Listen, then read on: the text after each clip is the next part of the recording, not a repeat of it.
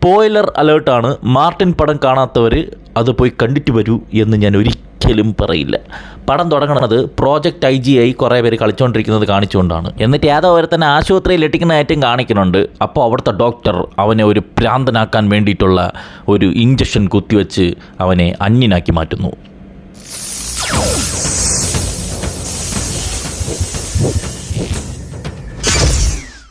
എന്നിട്ട് ഹൈ സെക്യൂരിറ്റിയിൽ അവനെ ജയിലിലേക്ക് കൊണ്ടുവരുന്നു.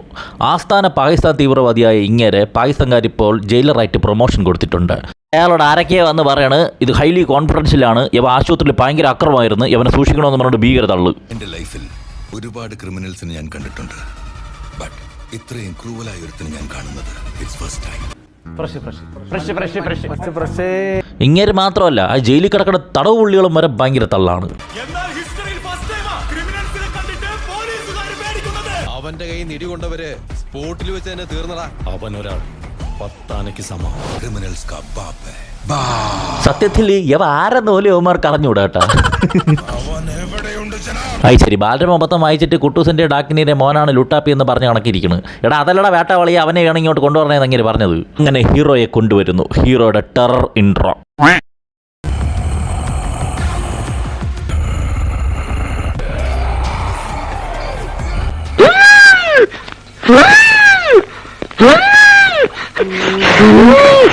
യവന് ബോധം പോകാനുള്ള മരുന്നല്ലേ കൊടുത്തത്, അല്ലാതെ വലിവ് വരാൻ വേണ്ടിയിട്ടൊന്നുമല്ലല്ലോ. എന്നിട്ട് അവൻ കുളിക്കാൻ പോകുന്നു. ഇതാരുടെ ബാക്കിൽ അക്വാമാനാ? പാവപ്പെട്ട വലിവ് വന്ന് ഒന്ന് കുളിച്ചു വയ്ക്കാമെന്ന് വിചാരിച്ചപ്പോഴേക്കും കുറേ എണ്ണം അവിടെ റൗണ്ട് അടിച്ചിട്ട്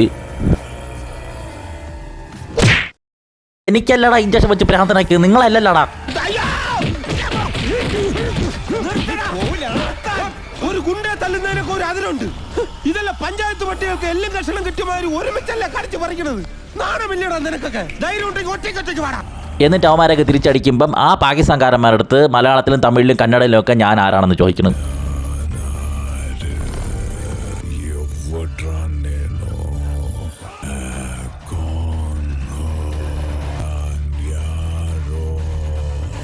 അവന്റെ വായിക്കാത്ത കയറിയിരുന്ന് വിടുവിച്ചാലേ ശരിയാവും. യവൻ്റെ മുക്കറടക്കം കേട്ട് സൈ കെട്ട കുട്ടിയാകിൽ അവൻ്റെ അടുത്ത് പോയി അടിയും വാങ്ങിച്ചിട്ട് അവന് കിടക്കാൻ വേണ്ടിയിട്ട് അനുസരണയോടെ നിന്ന് കൊടുക്കുന്നതായിട്ടും കാണാം.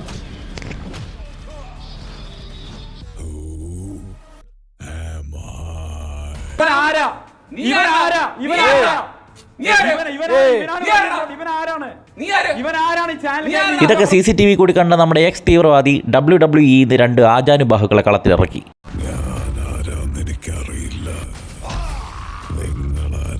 ഞാൻ നിന്റെ തന്ത, ഇവരൊക്കെ നിന്റെ മറ്റു തന്തമാര്.